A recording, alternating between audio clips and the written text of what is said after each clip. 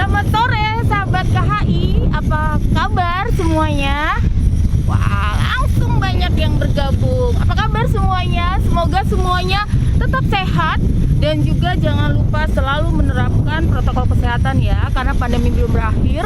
Jadi semuanya harus tetap berjaga dan berhati-hati. Intinya di situasi seperti ini semua harus tetap waspada. Terima kasih yang sudah bergabung. Halo. Oke, hari ini kita live langsung dari Taman Abiswara. Jadi di belakang kita itu adalah Taman Abiswara di Kota Harapan Indah yang letaknya itu persis di sebelah Sayan Apartments. Sayan Apartments itu adalah salah satu project dari Damai Putra Group. Kita joint venture dengan Nishitetsu Jepang. Jadi saat ini Sayan Apartments sudah jadi. Kita juga sudah mulai serah terima. Dan yang pasti adalah kalau bicara mengenai Sayan Apartment, fasilitasnya nggak usah ditanyakan lagi. Karena pastinya lengkap.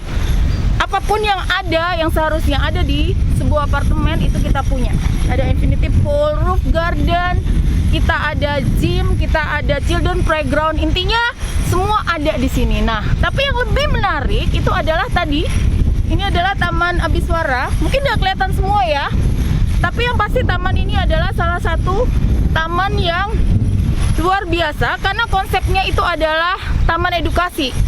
Nah, di sini nanti akan banyak tanaman, kemudian bunga, pohon buah dan lain sebagainya yang bisa kita pelajarin juga gitu. Jadi nggak cuma sekedar taman tempat bermain, juga bisa tempat berolahraga, tapi juga banyak sekali tumbuh-tumbuhan, tanaman, bunga dan pohon yang bisa kita pelajari di sini. Nah, pada saat kita bicara mengenai taman, Damai Putra Group sendiri sebetulnya berkomitmen untuk terus menyediakan ruang terbuka hijau.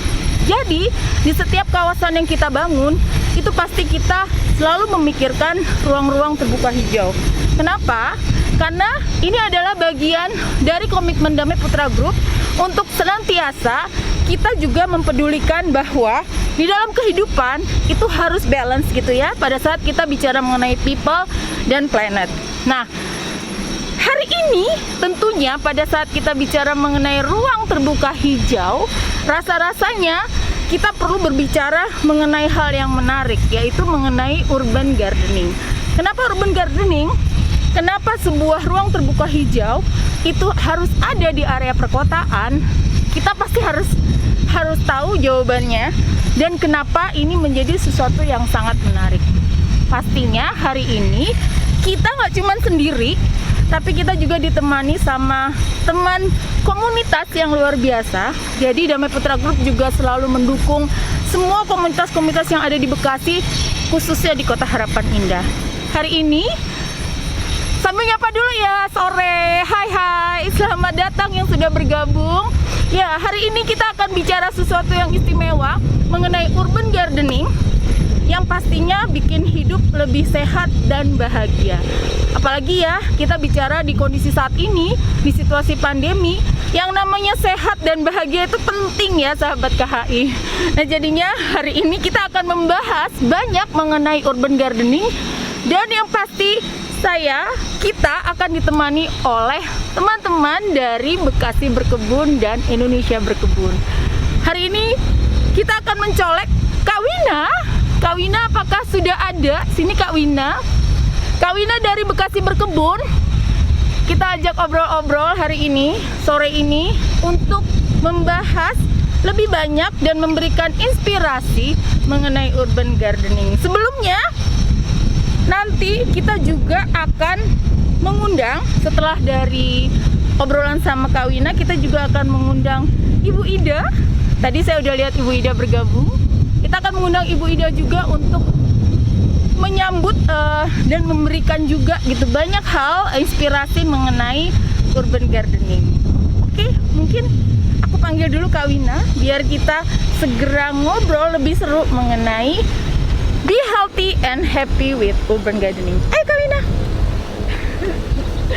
Ini dia Kak Wina dari Bekasi Berkebun.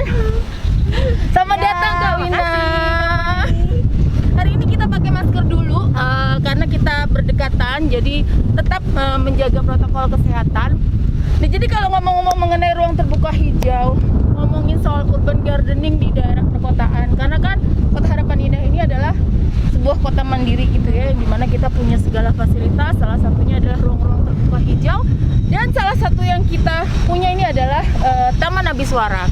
Nah, tapi bicara mengenai ruang terbuka hijau, pasti tidak jauh-jauh bicara mengenai urban gardening ya. Jadi bagaimana berkebun di area perkotaan, gitu nggak sih? Iya, bener banget kamu. Nah, yang menarik adalah Kak Wina bersama Bekasi Berkebun di Kota Harapan Indah ini punya kebun mini. Iya, bener ya? Iya. Kak Wina punya kebun mini yang ada di kawasan Melimelo, Kota Harapan Indah. Nah, kita akan ajak obrol Kak Wina mengenai cerita tentang Bekasi Berkebun dan apa aja sih kegiatan-kegiatan yang dilakukan oleh Kak Wina di Melimelo di Kota Harapan Indah. Nah, mungkin sebelumnya Kak Wina cerita dulu apa aja sih yang dilakukan Bekasi Berkebun di sini, yang juga ikut serta untuk membuat kawasan Kota Harapan Indah semakin hijau. Iya. Luar biasa. Makasih ya Kak Moni. Jadi Bekasi Berkebun itu kita beruntung banget karena Kota Harapan Indah ini salah satu developer yang peduli ya sama lingkungan, sama area hijau. Dan kita tahu banget kalau di perkotaan itu, terutama Bekasi itu kurang banget ruang terbuka hijaunya. Nah, terus kebetulan waktu itu kita jalan-jalan nih di Harapan Indah, wah kok kayaknya banyak area hijau nih gitu. Dan kayak cocok nih buka kebun di sini. Akhirnya kita ngobrol-ngobrol bareng dan akhirnya kita dikasih izin untuk pakai lahan di area Melimelo 2. Itu areanya tuh kebun sekitar 60 meter persegi.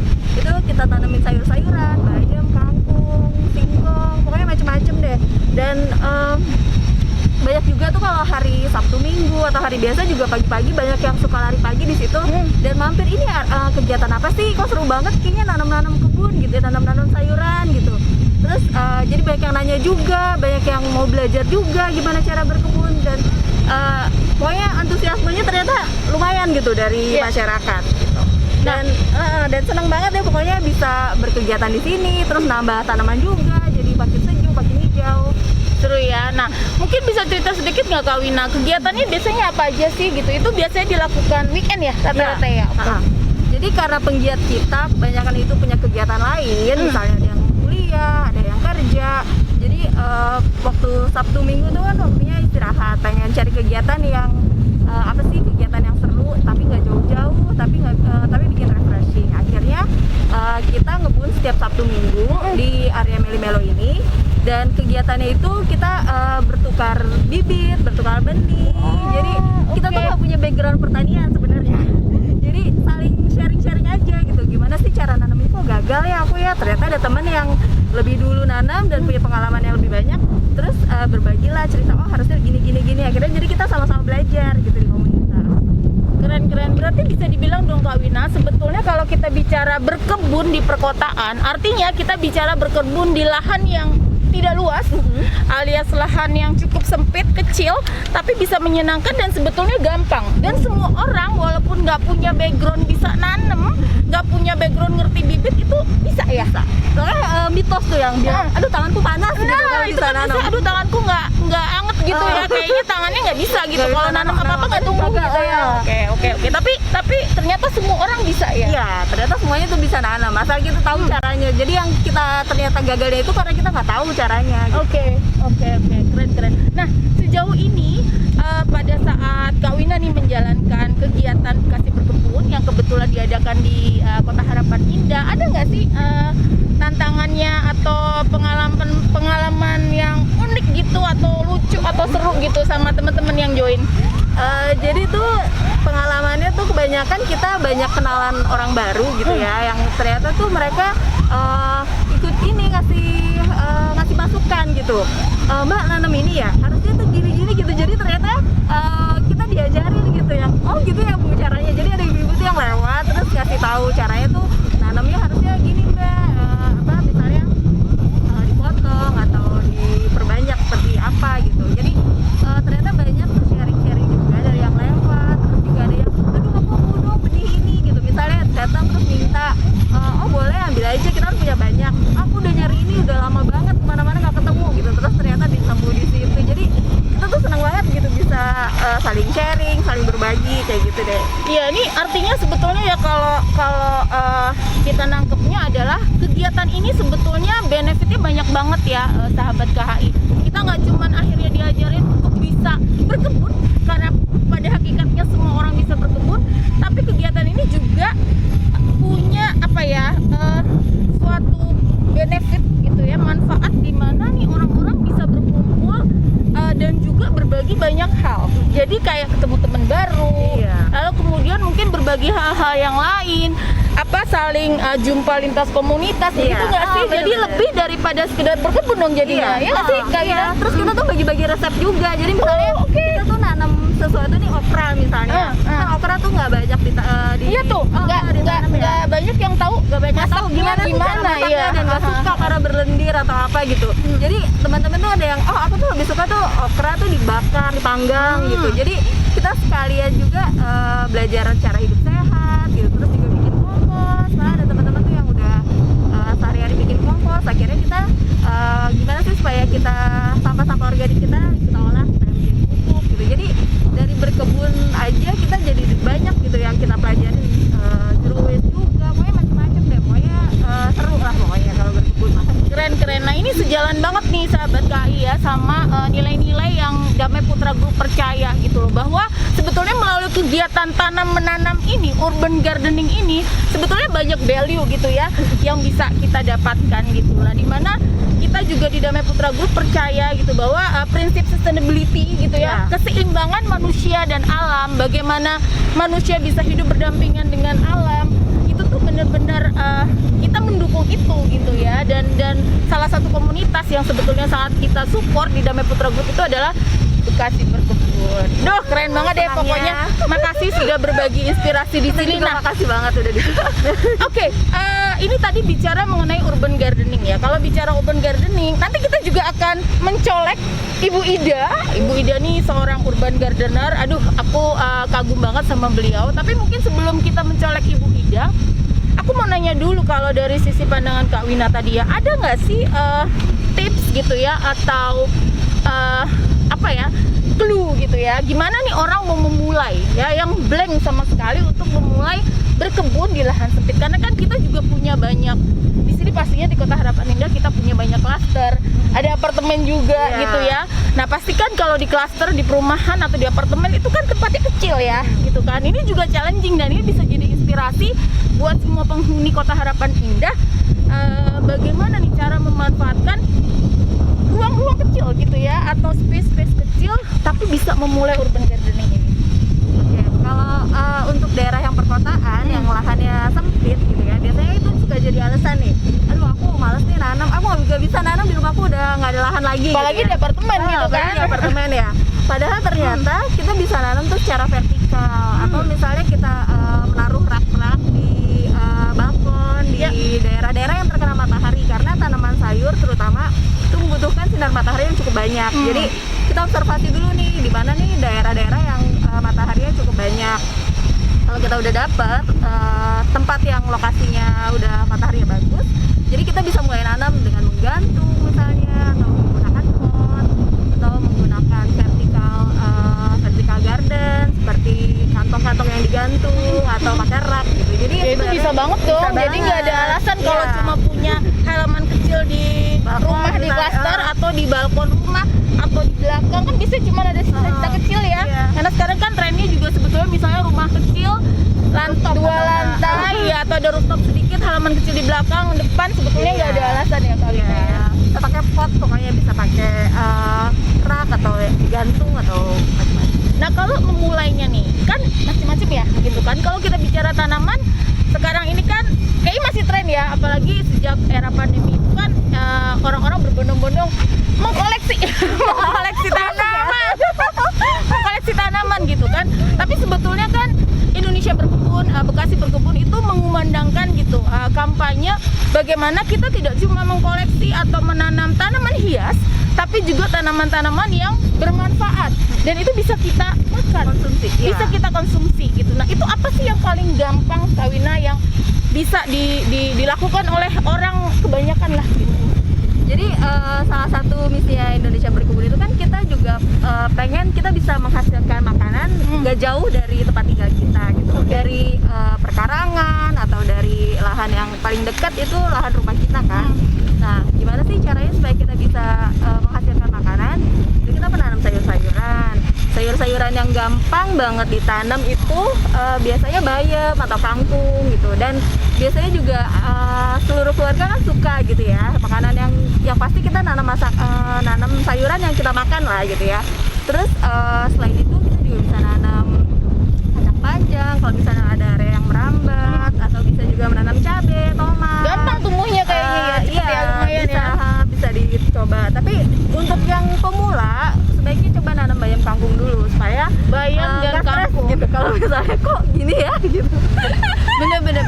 Jadi nggak udah shock duluan itu nggak tunggu gitu ya dari bibit ya. Gitu deh. Oke, nah ini kayaknya nggak lengkap ya kalau kita nggak nyolek Bu Ida ya. Mungkin kita segera mencolek Bu Ida biar kita sama-sama berbagi ya. Ini tipsnya gimana? Mungkin nanti Kak Wina, Bu Ida punya sharing tips yang sama-sama. Nanti kita bisa diskusiin bertiga ya. Mungkin kita undang Ibu Ida. Mungkin Kak Wina sambil cerita sedikit gitu ya tadi mengenai bagaimana Ibu Ida ini kan dianggap sebagai kepala sekolahnya Akademi Berkebun. Nah, kalau Akademi Berkebun sendiri Kak Ida bisa Kak Wina bisa cerita sedikit nggak Kak mengenai Akademi Berkebun? Indonesia Berkebun itu kan kita punya 3 visi misi, yaitu salah satunya ekologi, edukasi, dan ekonomi. Dari ekologinya ini kita mencoba untuk mengembalikan lahan-lahan yang tadinya nggak produktif itu menjadi lahan produktif, atau mengembalikan ekosistem yang tadinya terganggu menjadi lebih kembali lagi ekosistemnya gitu. Dan kalau misalnya dari segi edukasi, kita mengadakan yang namanya Akademi Berkebun. Biasanya penggiat-penggiat Indonesia Berkebun ini yang kalau baru-baru mulai kan banyak tuh pertanyaannya, ini gimana sih caranya, dan kita biasanya langsung saranin aja ikut Akademi Berkebun. Oke. Nah, Akademi Berkebun ini pengajarnya salah satunya ada Bu Ida. Karena kemarin selama pandemi ini kita nggak bisa ketemuan secara offline, jadi Akademi Berkebunnya itu diadakan secara online sekarang. Oke. Jadi lewat Zoom gitu deh. Nah, kalau misalnya secara online ini ada kesulitan nggak Kak Wina? Karena kan enaknya nih biasanya kan mereka langsung praktek iya ada challenge-nya nggak dengan online seperti ini? Iya, biasanya kalau online itu kan kita nggak bisa langsung ketemu ya sama sesama peserta. Jadi terus energinya juga kayaknya gimana ya, kurang nyampe langsung lah gitu. Dan biasanya kita tuh praktek yang paling seru tuh di Akademi Berkebun yang offline, kita tuh bisa nyampur-nyampur tanah, terus belajar nanam dan belajar praktek di hari yang belajar panen di hari yang sama. Iya. Kita begitu. Bisa ya langsung kita ya. nanam, tapi udah disediain sih. Iya. Jadi dipanen. tahu apa ya jernihnya ya perjalanannya nih dari menanam benih menyemai sampai kemudian memanen. Jadi nanti kalau dia tumbuh dan siap dipanen itu seperti apa gitu ya. Jadi kebayang sebetulnya ya yang akan terjadi seperti apa. Tapi kalau misalnya secara offline ini salah satu keuntungannya ada teman-teman yang misalnya dari Indonesia Timur, dari mana-mana gitu bisa ikut gabung. Kalau dulu kan harus datang langsung ke Banten ya, waktu itu kita ke BSD. Oh iya. Offline-nya. Jadi sekarang karena online, jadi teman-teman yang dari mana-mana sekitar seluruh Indonesia tuh bisa ikutan. Ya, itu serunya. Nah, tapi ini pada saat bicara melakukan kegiatan ini gitu ya secara online. Nah, ini kan dari seluruh tadi Kak Wina bilang seluruh Indonesia join. Nah, ini kira-kira ada yang seru nggak nih? Karena kan dari daerah-daerah mana gitu, dari provinsi mana atau dari lokasi mana yang kira-kira punya pengalaman seru atau mungkin pengalaman lucu gitu atau apa, ada nggak dari pengalaman kalau melakukan kelas online ini gitu ya? Jadi kalau online kan karena zona waktunya juga beda-beda. Terus ada tuh kita yang waktunya, karena kita ikutnya WIB kan, jadi mengikuti waktu kita. Jadi sementara teman-teman tuh ada yang di luar kota, waktunya tuh beda gitu. Jadi udah waktunya makan siang harusnya mungkin pas ikut kelas. Terus juga ada juga yang sinyalnya tuh agak-agak ini kan, kita kan nggak tahu ya, setiap daerah mungkin beda-beda gitu ya sinyalnya. Sementara kalau kita online kita mengandalkan banget yang namanya sinyal internet gitu ya. Pasti. Tapi mereka tetap semangat ya. Iya, untungnya tetap semangat semuanya. Dan senangnya tuh kalau habis praktek, kita nanti akan ada prakteknya juga. Setelah praktek tuh mereka akan foto terus diposting di Instagramnya masing-masing, terus mention Akademi Berkebun. Jadi kita ngeliat, wah ternyata beneran dipraktekin nih gitu. Wah seneng banget pokoknya. Seru-seru. Jadi sebetulnya sebentar ya sahabat KHI, Ibu Ida, iya lagi dicoba. Semoga bisa segera bergabung. Ya mohon maaf. Nah jadi tadi bicara mengenai mereka nanti kemudian setelah mereka mencoba tuh ya, lalu kemudian memposting. Nah biasanya yang paling semangat ya, nih ya kalau kelas online ada nggak teman-teman dari daerah mana nih yang paling semangat lah ya? Kan biasanya kan pasti kalau kelas sama ya, ada anak yang rajin gitu, yang semangat, yang aktif gitu. Nah ini kalau pengalaman di kelas online, karena aku nggak kebayang gitu ya kalau misalnya kelas online Akademi Berkebun ini tuh susah ngebayangin gitu. Tapi kan anak-anak juga ada yang bisa aktif, ada juga yang mungkin bingung atau gimana gitu. Nah biasanya yang paling semangat ini di mana nih, teman-teman dari mana nih? Jadi ternyata tuh pas Akademi Berkebun itu semua peserta tuh beragam banget. Ada yang sebelumnya ternyata udah jago nanam gitu ya, udah punya pengalaman banyak tentang berkebun, tapi tetap pengen ikut lagi atau pengen menambah pengalaman. Ada yang dari nol banget sama sekali nggak tahu gimana caranya berkebun. Dan itu tuh jadi saling sharing gitu. Kadang-kadang karena ada grupnya juga di WhatsApp grup, jadi mereka tuh bisa saling ngobrol, bagi-bagi pengalaman. Dan ternyata tuh banyak yang ternyata udah jago tuh. Pas aku ngeliat Instagramnya, wah ini udah jago banget. Ternyata udah jago, bener-bener. Kadang nggak nyangka ya gitu. Jadi mereka tetap pengen ikut karena pengen dapat pengalaman baru gitu. Bahan makanan sehari-hari misalnya untuk kebutuhan sayur terutama. Jadi apalagi tuh sayang banget ya kalau generasi sekarang tuh banyak yang nggak suka makan sayur misalnya. Masih ya gitu. Tapi kadang-kadang ini tadi pengolahannya juga kali ya Kak Wina ya. Kadang-kadang kalau pengolahannya juga kurang menarik gitu. Jadinya susah makan sayur. Terus gimana? Ya, jadi kalau misalnya sebenarnya kan dari lahan yang sempit di rumah kita tuh sebenarnya kita bisa menghasilkan kayak tadi bayam, kangkung. Dalam satu pot aja tuh sebenarnya bisa menghasilkan untuk bisa makan berapa hari gitu. Dari misalnya bayam, kalau misalnya kita nanam di pot yang 40 cm ya, jadi kita bisa nanamnya tuh bergantian. Misalnya ada beberapa pot, yang satu kita tanam hari ini, terus minggu depan, jadi panennya juga bergantian, nggak sekaligus kita panen banyak terus wah bingung nih mau diapain. Benar. Justru malah sedikit-sedikit karena kan memang itu bisa dikonsumsi segar. Jadi fresh gitu ya, setiap hari dipetik gitu ya. Nanti kemudian tumbuh lagi kita petik, karena sebetulnya nggak lama ya. Itu biasanya rata-rata berapa lama ya? Kalau untuk bayam sama kangkung itu kurang lebih 21 hari itu bisa panen. Oke. Cepet ya sebetulnya ya. Sebenarnya cepet. Jadi kalau misalnya kita itu kan 3 minggu ya. Kalau kita nanam 3 pot aja dalam 3 minggu kita bisa bergantian panen gitu. Itu baru 3 pot ya. Belum misalnya kita mau nanam yang lain. Jadi makin banyak pilihannya tuh makin banyak juga variasi makanan kita di rumah. Kayak selada, pakcoy, kayak gitu-gitu. Ya kita udah bergabung lagi sahabat KHI. Mohon maaf tadi ada sedikit trouble. Jadi pokoknya tanpa mengurangi keseruan kita langsung undang aja ya Kak Wina ya. Kayaknya tadi udah ditunggu-tunggu nih Ibu Idanya. Hai Ibu, mohon maaf ya tadi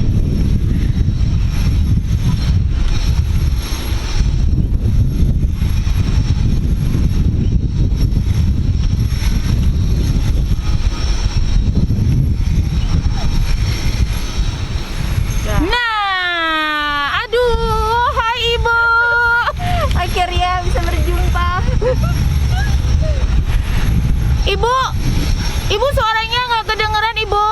Suaranya nggak kedengeran? Sebentar. Oke. Sudahkah? Iya. Sudah kedengeran? Ibu Ida apa kabar? Mohon maaf tadi terputus ya Ibu. Siap. Iya tadi aku sama Kak Wina udah ngobrol-ngobrol. Tadi Ibu Ida udah dengerin. Tapi kayaknya nggak lengkap nih kalau kita nggak nanya sama suhunya langsung. Katanya sama kepala sekolahnya langsung di Akademi Berkebun. Jadi sahabat KHI, kita udah kenal Ibu Ida udah lama. Beliau luar biasa sekali dedikasinya terhadap urban gardening. Bagaimana beliau banyak memberikan inspirasi, memberikan pelatihan, memberikan ilmunya, sharing pengalamannya luar biasa kalau bicara tentang Ibu Ida. Nah, boleh Ibu mungkin cerita sedikit. Jadi hari ini kita dari Kota Harapan Indah senang sekali bisa ngobrol-ngobrol sama Ibu untuk memberikan inspirasi kepada semua sahabat KHI. Bagaimana perjalanan Ibu nih waktu pertama kali akhirnya menggeluti dunia urban gardening. Bu Ida bisa sharing sedikit nggak ke kita Bisa. KHI? Tenang, pasti sering deh. Ini aku pas pakai lampu karena di sini sudah mulai gelap. Kebetulan saya masih di luar kota, jadi biasanya jam segini ini udah hujan. Kebetulan ini belum hujan, jadi suara saya pasti akan terdengar lebih jelas. Mungkin buat teman-teman urban gardening menjadi sesuatu yang baru.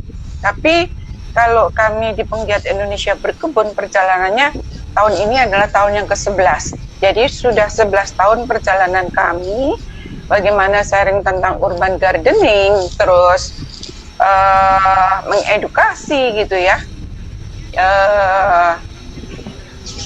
Urban gardening jadi seperti udah menjadi bagian dari hidup saya gitu. Suara saya feedback ya? Diterimanya feedback kah? Menggema? Enggak. Ibu? Kayaknya suaranya lambat deh ya. Suaranya kedengeran dah?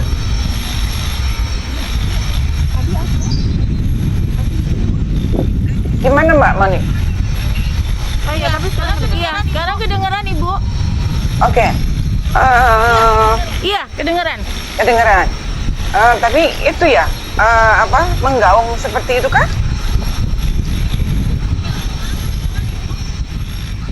Iya, Bu. Iya, Bu. Iya. Iya, kedengeran. Iya, kedengeran. Iya, tapi cukup jelas, Bu. Boleh, Bu. Oke. Jadi kalau sudah ngobrolin soal urban gardening, itu sudah menjadi satu kebutuhan, bukan lagi menjadi hobi atau baru belajar, tapi urban gardening adalah sebuah kebutuhan. Kenapa? Karena kami menerapkan 3E yang menjadi landasan dari Indonesia Berkebun Bergerak, yaitu satu tentang ekologi, tentang edukasi, tentang ekonomi, dan ini tidak bisa dipisah-pisahkan. Jadi kalau kita sudah bicara soal urban gardening, maka yang akan melingkupi menjadi satu adalah ekologi. Pasti ada keinginan untuk menghijaukan halaman rumah, terus membangun satu ekosistem, dan dalam perjalanan itu nantinya kemandirian pangan, terus hijaunya lingkungan, cantiknya rumah, benefit-benefit lain yang mengikuti, itu adalah menjadi satu bagian yang tidak bisa dipisahkan. Jadi ya kesimpulannya, karena urban gardening menjadi satu kebutuhan, maka semangat kami selalu muncul, apalagi dengan kondisi pandemi kemarin. Begitu banyak orang yang pengen ngebon, itu yang membuat kami termotivasi lebih lagi dibandingkan pada saat sebelum kondisi pandemi. Gitu Mbak Moni.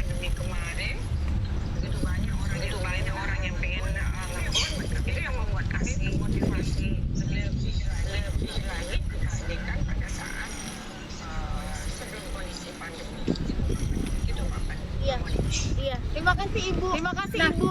Nah, iya. Ibu Ida, suara kami kedengeran Ibu. Aman Ibu? Aman? Kedengeran, suara Mbak Moni kedengeran jelas. Cuman suara saya terlambat beberapa menit ya. Seperti feedback seperti itu.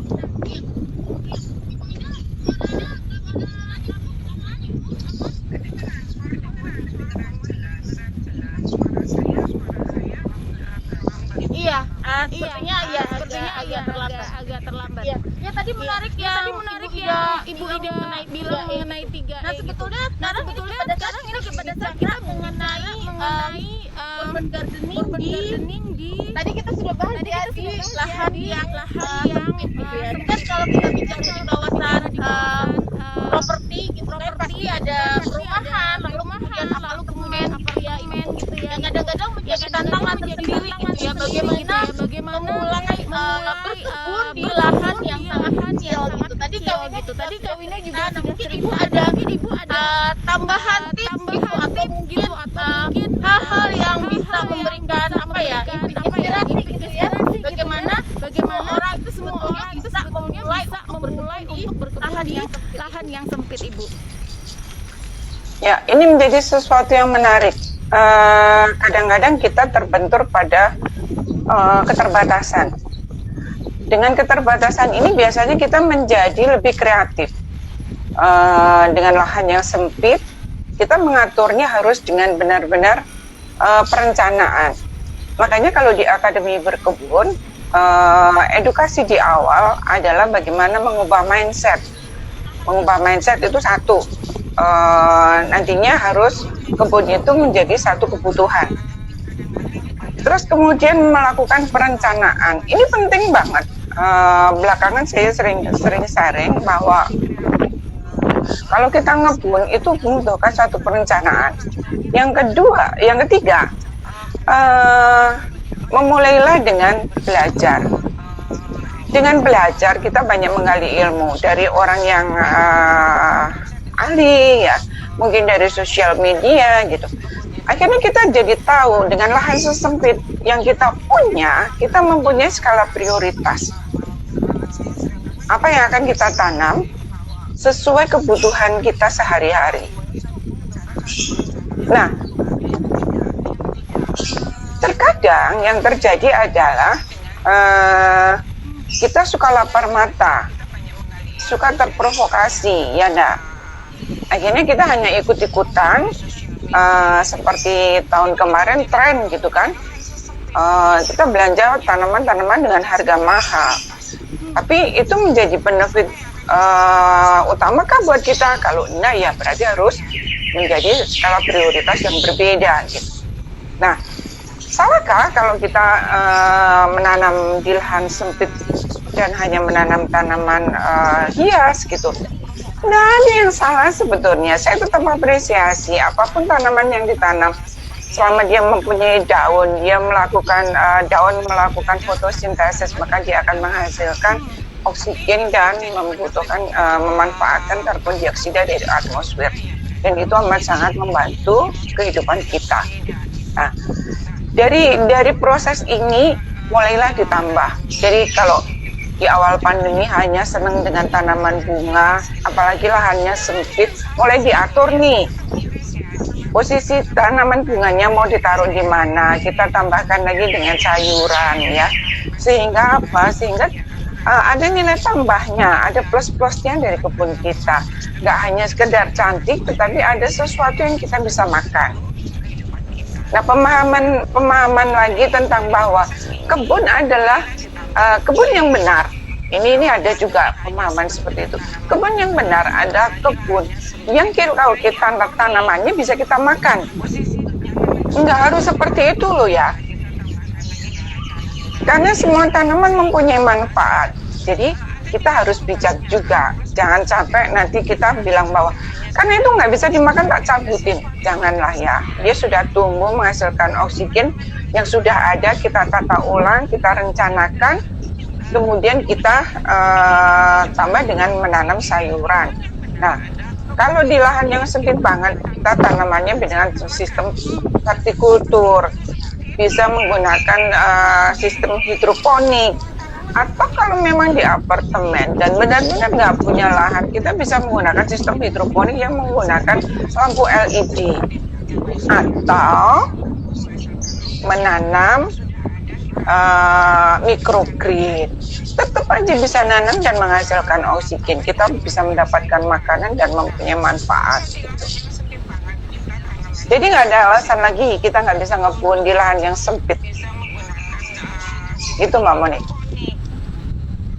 Ya nggak Mbak Mina?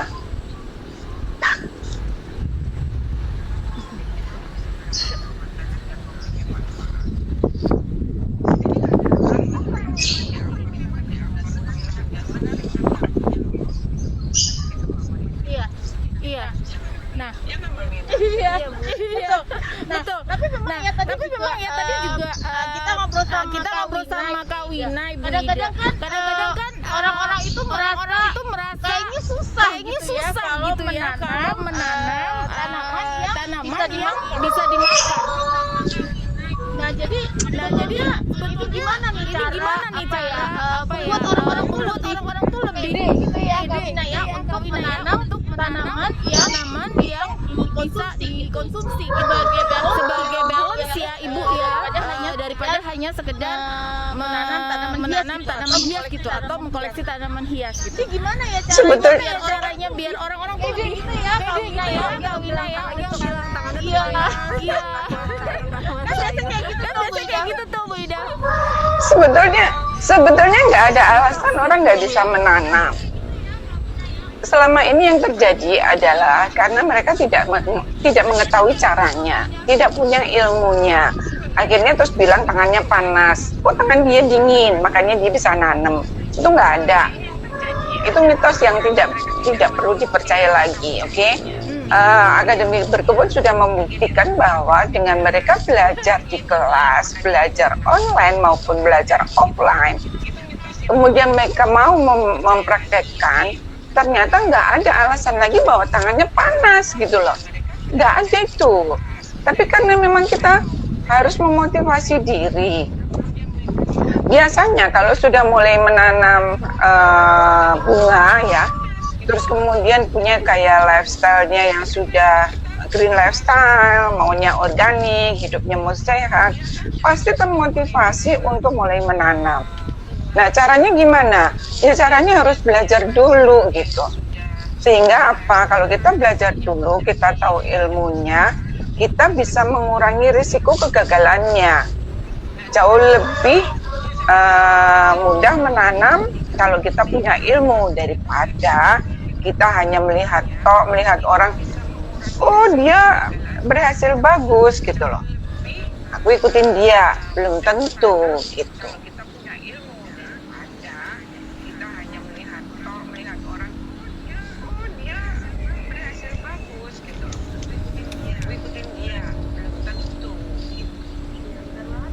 Banget kamu nih, apalagi kan kalau misalnya sayur organik tuh biasanya harganya jauh lebih mahal ya kalau kita kita nanam sendiri, kita bisa panen dari rumah sendiri kan, jadi lebih ekonomis ya Bu Ida ya. Ya betul. Dan karena kita yang menanam dan kita yang merawat sendiri, kita tahu ya secara kualitas treatmentnya juga pasti jauh lebih baik gitu ya. Negara kita juga nggak pernah tahu ya kalau misalnya kita belanja gitu ya, bagaimana tanaman dirawat dan lain sebagainya. Jadi biasanya perjalanannya juga kan agak jauh ya, dari sini ke kota gitu. Kalau misalnya di rumah mungkin otomatis lebih fresh gitu sayurannya. Oke. Ibu ini juga yang mungkin sering ditanyakan gitu ya. Ini juga tantangan gitu. Sebetulnya tadi kan belajar ya Ibu ya. Nah, belajar. Terus kadang-kadang juga padahal sebetulnya banyak cara gitu ya. Tadi Bu Ida bilang bahwa banyak cara kalau untuk belajar bagaimana memulai menanam khususnya di lahan yang sempit gitu. Nah, kalau misalnya kita bicara mengenai khususnya ya Bu ya, ini mungkin kita bicara misalnya di apartemen ya, karena kan kita juga kawasannya ada yang perumahan dan juga apartemen. Tadi Kak Wina juga sudah sharing gitu beberapa tipsnya gitu. Tapi kalau spesifik buat lahan-lahan yang mungkin hanya balkon apartemen begitu Bu Ida gitu. Ada nggak ya gitu bagaimana nih menyiasati balkon yang kecil dan kecil bahkan daripada halaman depan atau belakang. Dulu mungkin menjadi sesuatu yang aneh dan asing kalau kita meminta teman-teman yang tinggal di apartemen untuk ngebun gitu ya.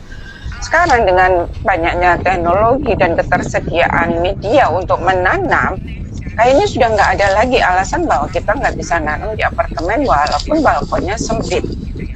Jadi kita bisa menggunakan planter wall, kita bisa menanam. Sekarang ada instalasi vertical garden yang bisa dibuat sendiri dengan menggunakan pelon. Ada juga yang menjual, di Indonesia sudah mulai ada yang menjual. Ada pot vertical garden yang disusun-susun dengan bentuk yang cantik yang kita bisa tanemin dengan misal selada, bayam, kangkung gitu ya. Nah itu diatur gitu. Planter wallnya kita taruh di dinding. Nah bisa nggak mau nempel di tembok, bisa menggunakan gantungan. Kita bisa membuat satu semacam penggantung gitu ya. Nah itu diatur lah. Sekarang apa sih yang kita nggak bisa buat dengan peralatan yang ada saat sekarang gitu. Nah terus itu kalau yang ada di balkon bisa kita tanamin, misal tanaman yang paling gampang kita tanam kayak Mbak Wina bilang tadi, kangkung, bayam, selada, pocoy gitu ya. Boleh nggak Bu saya nanam tomat, cabai gitu? Memungkinkan loh. Kenapa? Kita kalau bisa menanam sayuran yang menjalar, kita jalarin aja di pagar balkon gitu. Nah kita bisa belajar dari balkonnya orang-orang di Swedia. Ya nggak Mbak Wina? Pernah kan ke sana? Orang di sana itu semua jendela, semua balkon ada tanamannya, gitu. Nah, terus kalau yang misalnya tinggal di apartemen, yang balkonnya udah penuh, tetap mau ngembangin, bisa nggak di dalam? Bisa, yang seperti saya bilang tadi. Tanamnya apa? Bisa menggunakan media tanam biasa, bisa menggunakan sistem aquaponik atau hidroponik, kemudian menggunakan lampu LED merah dan biru. Itu bisa menghasilkan sayuran. Kalau di Jepang, di lantai bawah dari bangunan gedung itu buat nanam padi loh. Memang kan boros gitu, tapi ya satu konsekuensi kalau kita tinggal di apartemen, mau nggak mau berarti kondisi memungkinkan seperti itu. Kalau yang seneng nonton drama Korea, oke. Dalam ruangan ya Bu? Iya benar. Di Korea pun ada. Jadi kita punya, nggak hanya di drama deh. Ada tempo hari ada video dari Jepang di perkantoran, yang di dalam kantornya ditumbuhkan sayuran mulai selada, dari tomat dan lain sebagainya dengan sistem hidroponik dan menggunakan lampu LED. Itu di dalam gedung perkantoran. Jadi dengan teknologi kita bisa berkreativitas. Nggak ada alasan, walaupun balkonnya sempit, itu bisa diatur. Kita bisa desain, taruhlah kalau kita minta desainkan di desainer interior, pasti nggak memahami tentang tanaman. Ya kerjasama, misal kan bisa dengan teman-teman kasih berkebun yang sudah terbiasa dengan tanaman di kebunnya, sehingga tahu sayuran apa saja yang cocok untuk ditanam di balkonnya gitu.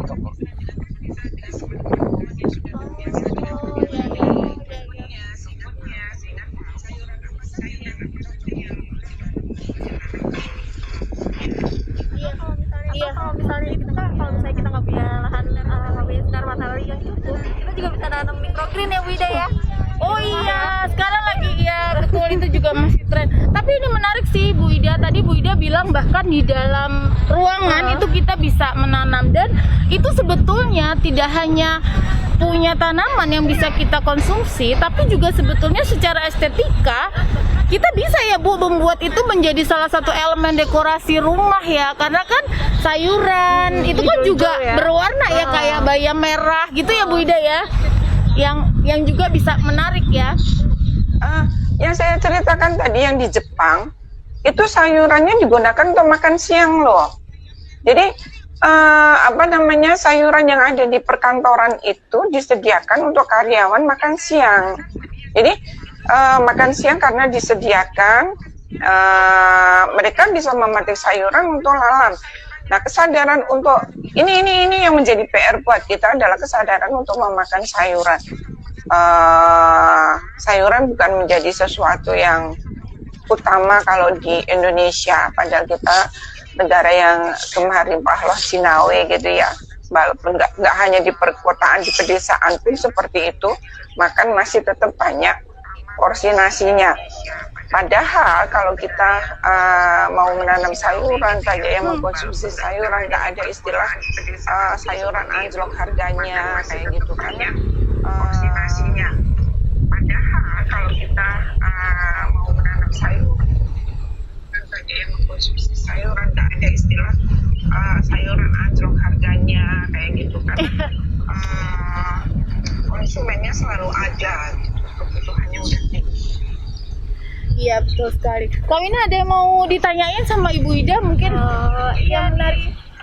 Jadi tuh sebenarnya kita terinspirasi banget sama Bu Ida karena Bu Ida tuh suka share tuh tanaman-tanaman yang buat kita tuh susah gitu ya ditanamnya. Ternyata Bu Ida tuh bisa nanam di rooftopnya. Kayak rooftop sprout ya Bu ya, macam-macam. Dan sekarang tuh Bu Ida lagi nanam tulip juga di Tangerang gitu, bisa nanam tulip tuh Luar keren biasa. banget. Nah ini yang menarik sih Bu Ida. Mungkin nanti kan semua sahabat KHI bisa, jangan lupa langsung bisa ngintip Instagramnya Ibu Ida Amal. Itu postingannya keren-keren, luar biasa. Saya bikin mupeng deh itu ya. Nah tadi bicara soal tulip ya, ini menarik sih Ibu Ida gitu. Itu bisa ditanam di sini gitu ya, di Jakarta gitu ya. Itu ada cerita sedikit nggak Bu? Itu bisa menarik sih, lucu banget gitu, bisa menanam tulip Ibu.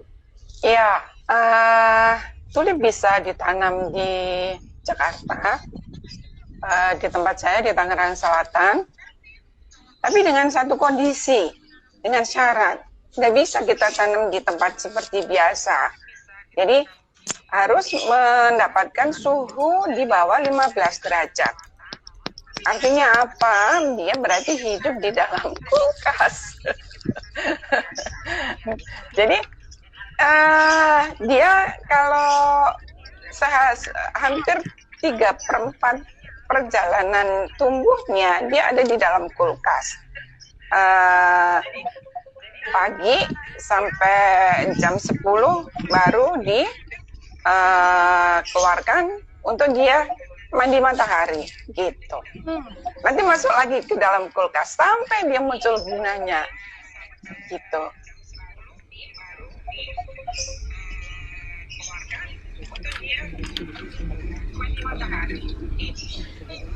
Masuk lagi ke dalam kulkas sampai dia muncul bunganya. Jadi serunya tuh nanam-nanam tuh ternyata treatmentnya beda-beda ya. Iya, Tanamannya ada yang sukanya dingin, ada yang sukanya panas, ada yang suka air, ada yang nggak suka air. Jadi kalau kita berkebun tuh jadi kenal macam-macam tanaman dan ternyata tuh beda-beda sukanya tanaman itu. Kayak manusia aja. Gitu. Iya. Dan makanya tadi kayaknya kalau menurut kita ini Bu, berkebun itu kayaknya nggak cuma sekedar menanam gitu ya, tapi banyak pengalaman, keseruan gitu ya. Dan mungkin kalau kayak buat kita ya, apalagi di situasi pandemi ini, sebetulnya ngelihat yang hijau-hijau itu tuh sebetulnya kayak healing gitu ya. Kayak kita kan perlu nih nggak cuma sehat secara fisik gitu ya, tapi mentally kita juga harus rilis gitu ya, terhibur, feeling nyaman gitu ya dengan melihat hijau-hijau. Apalagi juga bisa menanam, ini juga salah satu remedi kali ya gitu ya. Jadi membuat kita jauh lebih bahagia hatinya. Benar ya? Iya, benar. Betul banget. Jadi kalau orang yang senang menanam, senang berkebun, nanam sayuran, biasanya dia akan jauh lebih sabar. Jadi kalau ada orang yang sudah nanam, sering ngebun, dan dia masih suka marah-marah, itu sesuatu yang aneh. Ada yang salah pada dirinya, oke? Biasanya dia akan jauh lebih sabar. Jadi kalau ada orang yang sudah nanam, sering ngebun, dan dia masih suka marah-marah, itu sesuatu yang aneh. Ada yang salah pada dirinya. Oke. Ibu Ida, ini kita sebelum kita menutup gitu ya, ini mungkin tips ya, kalau dibuat 3 langkah dasar gitu ya, 3 langkah dasar untuk kita semua bisa memulai berkebun di lahan yang sempit. Nah, 3 hal yang paling penting yang harus dimulai itu ada nggak Bu? Gitu, bisa dijelaskan 3 hal yang terpenting lah gitu. Sebetulnya ini adalah 3 hal terpenting buat semuanya yang mau ngebon. Mau di lahan sempit maupun di lahan yang luas. 1, bekalin dulu dengan ilmu. Oke. 2, buatlah perencanaan. 3, take action. Jangan hanya belajar doang, tapi tidak pernah praktek, nggak ada gunanya. Nah, dari ketiganya ini, begitu kita bisa menikmati prosesnya, saya garansi kebunnya akan sustain. Tapi tidak pernah praktek, nggak ada gunanya. Nah, dari ketiganya ini, begitu kita bisa menikmati prosesnya, saya garansi kebunnya akan sustain. Oke. Ibu Ida, terima kasih banyak sudah bergabung bersama kita. Nanti sahabat KHI juga kalau pengen mendapatkan inspirasi lebih banyak ya, bisa langsung kunjungi Instagramnya Ibu Ida Amal juga. Di situ banyak sekali ilmu, inspirasi dan apapun yang pastinya bisa membuat teman-teman langsung tertarik, langsung termotivasi untuk memulai membuat kebun sendiri di rumah gitu ya Bu Ida ya. Ibu sekali lagi terima kasih sudah mau bergabung.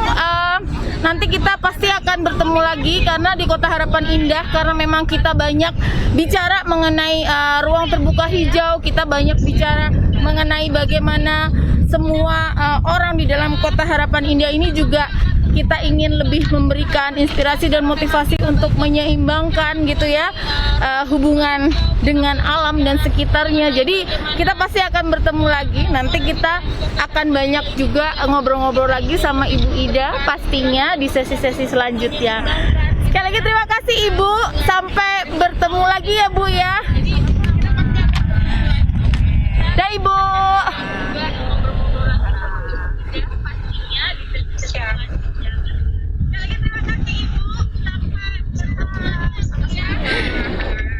Oke, nah ya oke sahabat KHI, tadi obrolan kita dengan Ibu Ida. Mohon maaf kalau tadi agak delay sedikit, tapi semoga tadi beberapa tips-tips ya yang luar biasa dari Ibu Ida bisa mulai dipraktekkan gitu ya. Harus praktek. Ada 3 langkah: belajar, kemudian terus take and give dan action. Itu yang paling penting. Nah gitu ya sahabat KHI, sekali lagi terima kasih. Selamat sore Kak Wina, terima kasih sudah hadir di sini menemani di sore yang cerah ini gitu ya.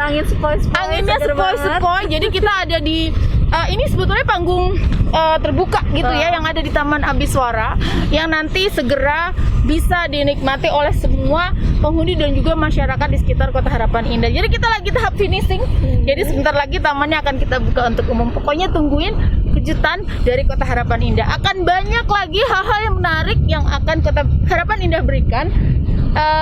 Pelajaran-pelajaran, inspirasi-inspirasi yang juga menarik, terutama bagaimana kita bisa menyeimbangkan diri dengan alam. Karena memang hari ini, apalagi di situasi pandemi yang masih belum usai nih Kak Wina, ya penting untuk tetap sehat dan bahagia. Sehat fisik dan juga sehat mental. Oke, sekali lagi terima kasih sahabat KHI yang sudah join. Selamat sore, kita pamit ya. Dadah.